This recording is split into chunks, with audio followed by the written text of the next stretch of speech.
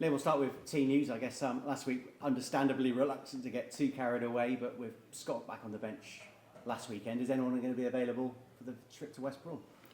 Yeah, we're hoping George Tanner's a bit closer. So he did some training today, so hopefully, that's the only major change really. Hopefully having him back. So first one back, so we'll see how he is today, but he looked okay. How close is Scott, do you think, to getting some first team action? Understandably, I guess you don't want to throw him in too quickly at the risk of making the injury any worse.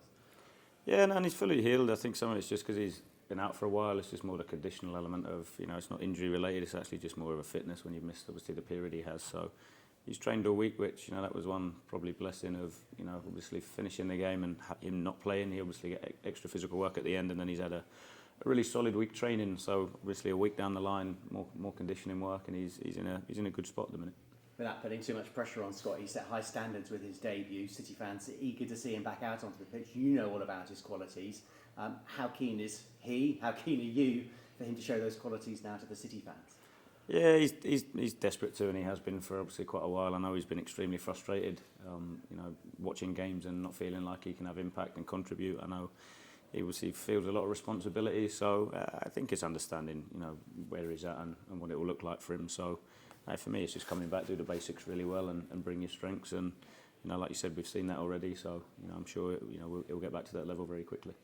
I appreciate it. And the summer's probably at the back of your mind, but at the front of your mind as well. Does Scott need to play some games for you to consider bringing him to the club on a permanent basis? Yeah, it's quite a way off, right? I think there's a million factors that need to happen before, that becomes a consideration. So I'm not going to be putting any extra pressure on him in terms of, I can appreciate he's been out for a little while, of course, want him to hit the ground running straight away on return, but it's not always the case. So for me, it's getting back to the level he's capable of. So, like I said, he's trained really well this week. I know his strengths and his qualities. We've seen it in the one game he has played, and now it's a case of, first and foremost, forcing his way back into the team.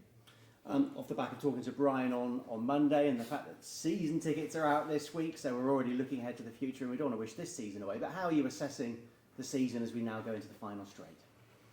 Yeah, I think it's taking all the experiences we've had, good, bad and indifferent. I think taking everything that we've learned so far and building on that. Again, I thought, it was always going to be the case. It was never going to be a pretty one that stopped the run of defeat. So again, I was really pleased with so many aspects of the performance at the weekend. Are there bits that we want to do better, of course, but when you think around the emotional state going into it, I thought, the players did an outstanding job. So it's about learning, it's about improving, it's about taking, like I said, the bits that we've experienced so far, and now trying to, keep building, keep moving forward, keep developing, keep, pushing each other to, turn some of the positive performances into more points. Yeah, how much have you learned and developed since joining City back in November? Yeah, loads. It's continuous. I don't think that. I think the second I get to the stage where I'm not learning, I shouldn't be in the game, to be totally honest. So, year on year, week on week, for me, it's about learning, improving, and as we spoke about not so long ago, I've learned obviously bits about myself, learned huge amounts around the group, learned bits about the division, learned a lot around the club and the history and the culture in the area. So for me, it's a never-ending process. For me, I'll always continually look to do that to improve myself, and I think that's what we have to have here in the culture. I think we have to have a culture that everybody turns up every single day and tries to be the best version of themselves, and ultimately continue to evolve and get better. And that's what me, the staff, and everybody has to keep pushing. Yeah, we should stress we're talking off the back of a win, but you were a man who told me the day one that we won't get too high when we win matches and won't get too low when we lose matches. But off the back of those 4 games, the front is now thankfully over. What did you learn? What did you take from those 4 games? I think we role modelled it in terms of not panicking. I think that's the big bit. I think if you look at the division, it's so tight, the margins are so fine. Although we lost 4, it was never by more than a goal. So, if you replay those games, they could easily go the other way, a few of them. So again, the bit for us is how do we turn those tight games into more points. And that there's different ways of doing that, whether it be the collective, the psychological element, whether it be tactical. There's numerous aspects that we're able to, I think, do that in the future. So they're the big bits. I think we obviously everybody was on a high after Southampton, but the way we work and how we approach things, for me, 4 defeats later, we still have. It doesn't mean you're not improving and learning. And again, I think that if you only see it as you learn when you win, then you're in trouble. So for me, I think it's a case of why does it happen? Understand the why, and then make sure that you go and work at it. And it's not easy because again, the emotional side and the sometimes you have to expose people. But that for me is, if it's done from the angle where it's about the result and the outcome and improving, then then for me we'll only continue to get better. Did we see a different side to a Liam Manning Bristol City against Swansea last weekend? No, I think we've done it numerous times. I think the difference is the expectation when you're playing Swansea versus when you're playing a team in the top six. We blocked like that against Southampton. I think the difference is we obviously used the ball a bit better against Southampton, but again, I think that to a certain extent is a byproduct of the 4 results previously. So I think I can't credit the lads enough. I think we've been in every single game we've played. In terms of when you look at the defensive side, the willingness to run, to compete, to stick together. That I've never questioned that in the lads. It's been excellent.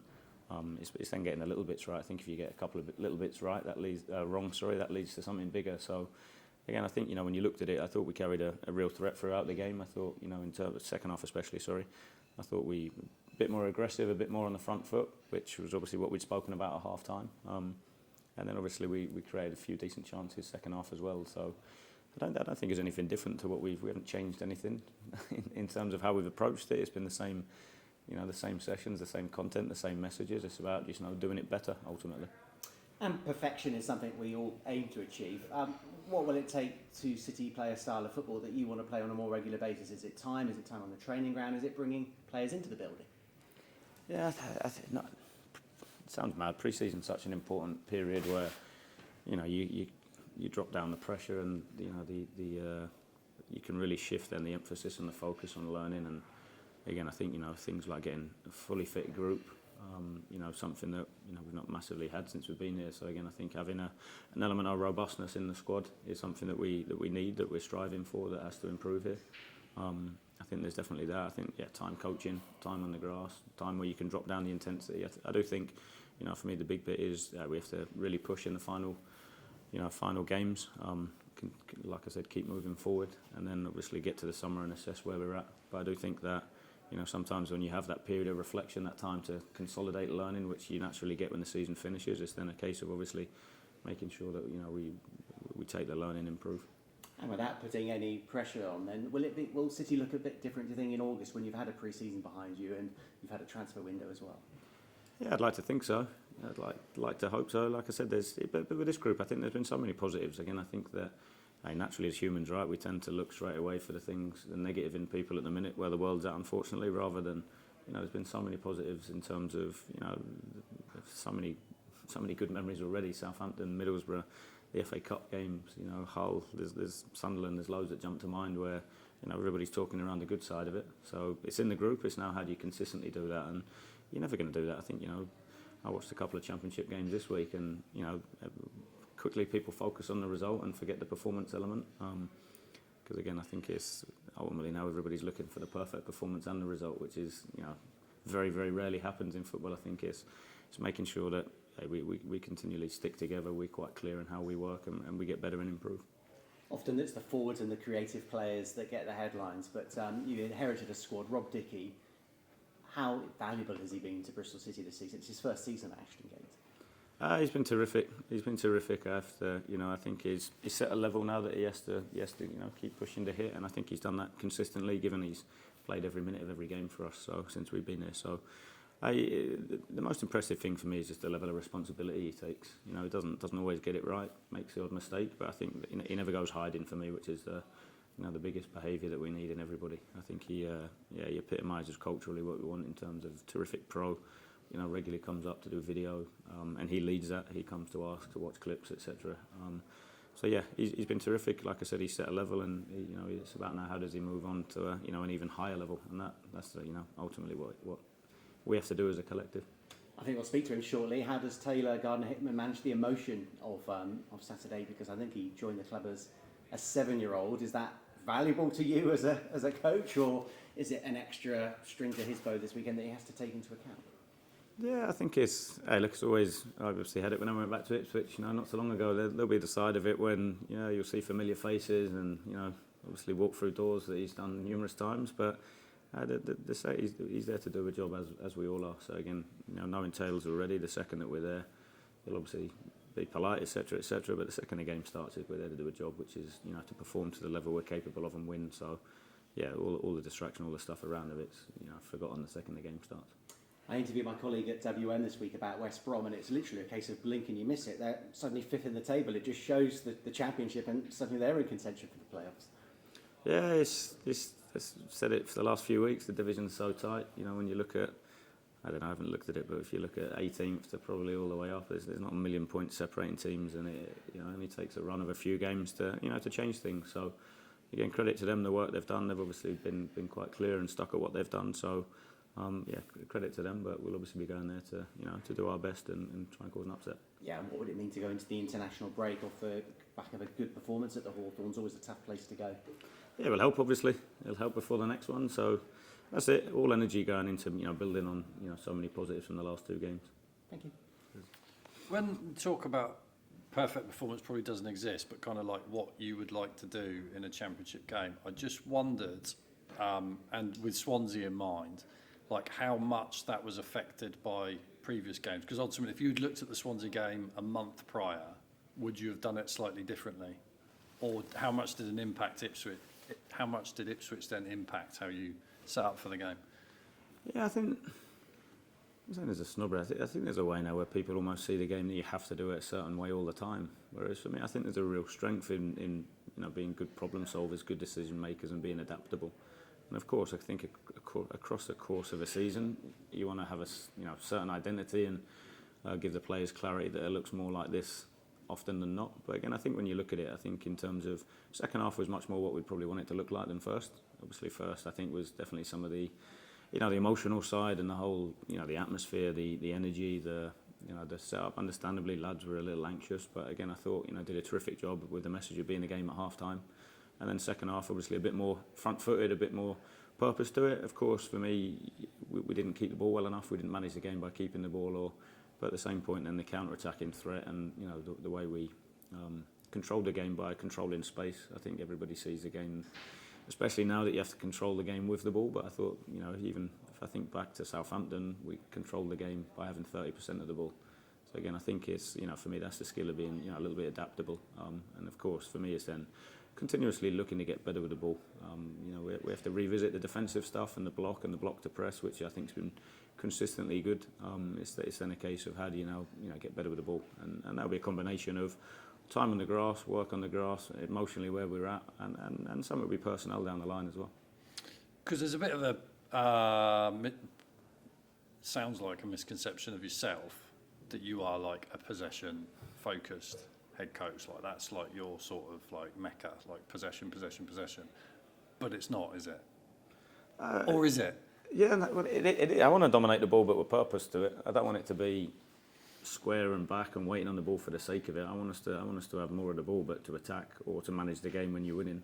But I do think that they're bits that when you look at the December, January, and February that we had, the time to actually be able to go and work on it, wasn't there. And then obviously when you come out of that period and you have a couple of tough results, then obviously your focus then has to shift into what do the lads need in order in the short term to be successful. So that's why for me the defensive side is always hugely important, because when you're not good with the ball, you can always fall back onto being hard to beat and blocking well. So I want us to improve with the ball. I want us to definitely get to a stage where we can control the game with the ball, and I know the lads are capable of it because we've done it in numerous games before. But yeah, it's for me. I wouldn't say I'm not set. I think that's part of for me of the strength, and I do see the game as cat and mouse of being able to adapt. So would you say there's sort of been an element of pragmatism, what you've done over the last 3 months? That would be fair to. Yeah, definitely that. Yeah, pragmatism, if it's finding a way, I do think, but I also think if you look at the strengths of the group, they've been incredible at it as well. Like I said, there's no coincidence for me when we've played the high level, the teams above us in the table or in the FA Cup games. Defensively, we've been outstanding. I think probably the biggest difference in some of those games is we managed the ball better on regains when we landed on it and kept it for periods better. Then that's probably the biggest bit in terms of for us going forward is how do you go from really well set up defensively, you regain it. Now what does it look like? How do you keep it? Where and when do you attack? Why do you attack? And that's the bit that for me is probably the next stage is that we need to get better at. And I appreciate when you say about sort of squad mentality going into Swansea and stuff like that. But how much of that is also down to kind of the profile of the squad in terms of the strengths of the players? Because like you're not blessed with an abundance of sort of natural playmakers in the traditional sense. So have you kind of therefore not just adapted to the situation, the run of games, the volume of games, all that, but also the players that you have? A combination of everything. I think I don't want to come back to how terrific the group have been. Like Ipswich is so close in terms of what you'd want it to look like away at a team that are flying in the league. I think that, so not just the weekend, but injuries have obviously not helped. That's brought different challenges with different profiles and people that we've got available. So I think what we try to do a job of is coach everybody. So when we do make changes, people step in and they're clear on their role. And credit to the changes that we've made and the players that have stepped in. I thought Hayden Sykes did a terrific job of it at the weekend. That we make a couple of in-game changes and the team improves, which I know we've spoken about numerous times. So yeah, I'd say it's a combination of what we've got available, a combination of the results that we're on, and that's the skill of it for me. How do you can be a bit stubborn and carry on doing what you're doing, or you make slight tweaks to find different ways of getting success. And again, I think we do that without trading off our core values and beliefs in what we want to do. Just going back to the defensive stuff, because there has been a little bit of sort of unrest among supporters, sort of frustration and whatnot. When you kind of, and as I would very much agree with you in terms of you have been very good off the ball, but that can be a little bit of a hard sell, can't it? It's not a glamorous thing to say, hey guys, look at this, we're really good off the ball. Like, can you appreciate that that's maybe not getting through as sort of it would be to people who coach and all that sort of thing? Yeah, it's probably the state of the world, right? You've got to play perfect and win, I think, now, in terms of, hey, everybody was okay when we did it against Southampton. So I do think there's that, of course. Do we want to be sitting off and blocking all the time? No. But again, I think that some of it's, like you said, the context of the situation we're in is about finding a way. And it's about improving and getting better. And I get to see the quality of the players every day, and so much of it's underpinned by the emotional side of it. So yeah, once we're able to do more work and we're able to build and evolve the squad, of course I think we want to improve, we want to get better. But that's a bit. If you look at the games we lost, Cardiff sat off, defended. They're doing it right now in the table, and everyone's okay with that. I think you look at QPR. There's been numerous. A lot of the teams that have done it have. Like I said, there's games where I think you have to grind out and find a way, because it's such a relentless season, so many games, and like I said, everyone picking up so many injuries. Of course, that's what you fall back on. I think the plan will always be to go out and improve, defend extremely well, but try and get more of the ball and hold more of the ball. And that unfortunately, that when you've had 4 losses, isn't always going to be the case. So I was delighted with lads at the weekend. I thought how they handled everything. I thought was excellent. For me, it's then obviously, of course, the short, medium, long term. What we're working for is around improving, and the biggest chunk of that, like I said, is keep the good defensive stuff and then move forward. Let's have more of the ball. I appreciate you probably don't want to sort of make it about you, but like, how have you kind of been through this time? Like, you talk about the players now, they reacted. Like, how have you been, and how many experiences of this kind of thing have you had? Well, I appreciate it's only 4 losses, but obviously there's a lot more context to that than just the 4 losses in the kind of the black and white, which you may or may not be aware of, but I'm sure you are a little bit aware of. But like, how have you kind of dealt with that and kept to your principles, if you like? Yeah, I'm not on social media, so I genuinely don't hear. I'm not stupid. I get the industry. I signed up for it, right? Unfortunately, with football now, it's changed where 3-4 games, and it's where the world's at, right? Everything's short term, and everyone wants everything straight away. So, for me, of course, I want to win. It hurts me. I don't like going home, having losses, but. I don't see the point of wasting energy getting down about it. For me, I've had to scrap, I've had to fight, I've had to, graft to get where I'm at, and they're the behaviours for me that changes it. So I treat people properly. That doesn't change. Come in, drive a standard every day. Deliver the work that we deliver. Like I say, I think I'm fortunate. I've got some really good people around me. The staff have been great. Hoggy's been terrific. Krause, Brian, Pat, C's. There's loads of good people that I think see the good work that's happening every day, and that's the only way that you change it for me. So. I'm like I said, of course, am I emotionally fully all in? You've only got to ask the people around here with the way we work and the hours we put in, and that for me, my energy has to go into the players. They're the most important people. I'm just wondering, Cal was obviously close, and now by the sounds of it, he's not close. What's kind of happened there? Because I know it's been the injury he got at Southampton back in November. I know there were sort of some complications after that, but what's his status at the moment? Yeah, he's still not available. the medical staff have to go into the details of it. He's not available. I think he's had another setback, which, again, is hugely frustrating. Of course, I push. I want everybody available. I want to be able to pick as many people possible. Same as the medical and the sports science staff. They want to give us as many players available as possible. But unfortunately, at the minute, his body keeps having setbacks and breakdown. In terms of as he continually progresses. So everybody's doing everything they can. It's unfortunately just where he's at the minute. Is that the hamstring, calf? Yeah, more on the calf at the minute as well. Okay, thanks, Liam. No problem. He obviously won't be able to play against you, but are you looking forward to seeing Andy Weimann on Saturday? Yeah, Andy's. It's only a short period. Obviously, I work with him, but I can't speak highly enough of him as a professional, and more importantly as a person. So, like I said, it'd be nice to say hello. Yeah, and have you been keeping up with his performances over there? He's got a few goals, a few assists, so he seems to be doing well.